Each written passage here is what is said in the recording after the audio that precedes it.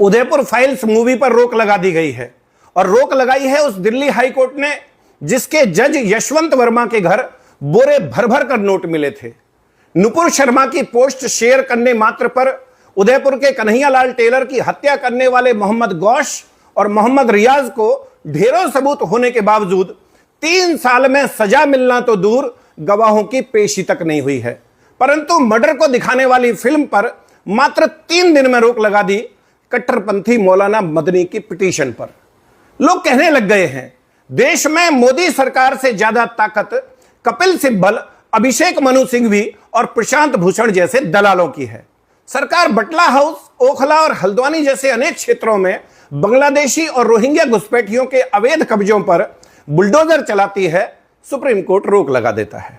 सरकार वक्फ संशोधन विधेयक पारित करती है, सुप्रीम कोर्ट इन दलालों के कहने पर कानून पर रोक लगा देता है।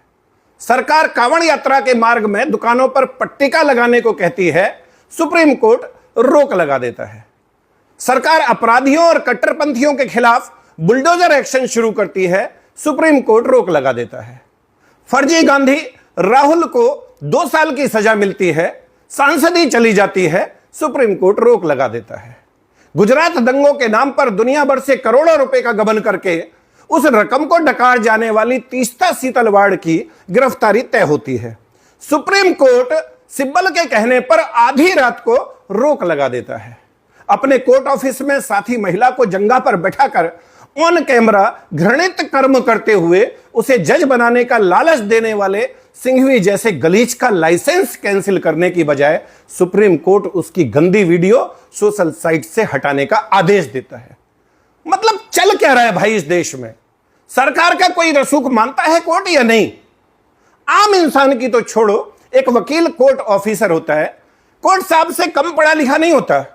उनकी कोई वैल्यू है या नहीं साहब की नजर में? हिंदू की तो खैर कोई औकात है ही नहीं इनकी नजर में।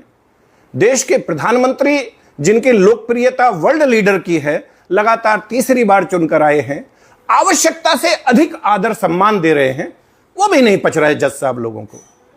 देश में हिंदू बहन बेटियों के साथ लव जिहाद पर आप आंख मूंद लेते हो, मौन हो जाते हो आप जबरन धर्म परिवर्तन पर, तुष्टीकरण पर और जनसंख्या असंतुलन पर। बांग्लादेशी और रोहिंग्या घुसपैठियों पर सरकारी कार्रवाई शुरू होते ही आपकी छाती में दूध उतर आता है। परंतु 5.5 लाख कश्मीरी पंडित अपने ही गांव घर से पलायन करने पर मजबूर कर दिए गए, आप शांत बैठे रहे। कोई इतना एक तरफा कैसे हो सकता है जज साहब? कैसे? आप भी इंसान हो, एक बार दिल पर हाथ रखकर सोचो कि आप और आपका पूरा परिवार, कुनवा खानदान और पूरा का पूरा गांव उजाड़ दिया जाए, भगवान कभी ना करे आपकी बहन, आपकी बेटी के साथ कश्मीरी पंडित गिरजा टिक्कू की तरह सामूहिक दुराचार हो, उसे नग्न अवस्था में जननांग के बीचों बीच आरा मशीन से जीवित ही बीच में से चीर दिया जाए, आपके भाई, आपके जवान बेटे की आपकी आंखों के सामने हत्या कर दी जाए, आपको आपके गांव, आपके शहर, आपके जिले से ही नहीं, आपके राज्य से भी आपको जान बचाकर भागना पड़े और 35 साल दर दर की ठोकर खाकर अपने ही देश में शरणार्थी बनकर रहना पड़े, आप कैसा महसूस करेंगे? पिछले 35 साल में एक बार भी आपकी आत्मा ने स्वतः संज्ञान लेकर जालिमों पर एक्शन लेने को कहा है? करोड़ों गरीब लाचार कैदी अपने ट्रायल की आस में जेल का नरक भोग रहे हैं, उनके परिवार और वकील अपनी जूतियां घिस रहे हैं।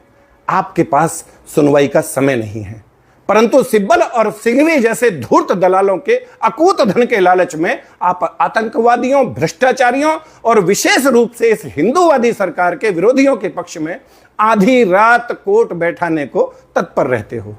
इस देश की सनातन संस्कृति के वाहक हिंदू समाज की मान्यता और आस्था में पलीता लगाने के लिए आप हमेशा आतुर रहते हो। अफगानिस्तान, पाकिस्तान और बांग्लादेश सहित शरिया वाले देशों में जजों की हालत क्या है, इस पर भी कभी विचार करना जज साहब। खैर, मर्जी आपकी, पर हां, कंटेंट ऑफ कोर्ट किसी एक अनिल चौधरी पर लगाने से बात नहीं बनेगी। देश के बच्चे बच्चे की जुबान पर यह बात है, और अगर यकीन ना आए तो अपने किसी सगे वाले के बच्चों से पूछ लेना, वो बताएगा भारत की न्याय व्यवस्था कितनी सड़ चुकी है। वो बताएगा कि सब लोगों का मानना है कि भारत में अगर कोई विभाग सर्वाधिक भ्रष्ट है तो वो जुडिशरी है, और ये आपकी अवमानना नहीं, आपकी शाख बचाने की कोशिश है। अभी भी मौका है, बचा लीजिए अपना रसूख जज साहब, कॉलेजियम सिस्टम को कूड़ेदान में फेंक दीजिए। न्यायिक व्यवस्था में आमूलचूल परिवर्तन की आवश्यकता है। आप समझिए इस बात को, और फिर भी अगर लगे कि गंदगी को दूर करने की बजाय मुझ पर एक्शन लेना ज्यादा जरूरी है तो ठीक है, आखिर someone has to bell the cat. किसान का बेटा हूं, फौजी रहा हूं, शेष बचा भारत गजवाए हिंद की जद में ना आने पाए, जातिवाद से ऊपर उठकर तमाम हिंदू, सिख, जैन, बौद्ध एकजुट रहें। रोजाना 18 घंटे इस विषय पर काम करता हूं। कष्टों में रहने की आदत है, मर्जी आपकी। My number is 9310073539। Vande Mataram. Bharat माता की जय।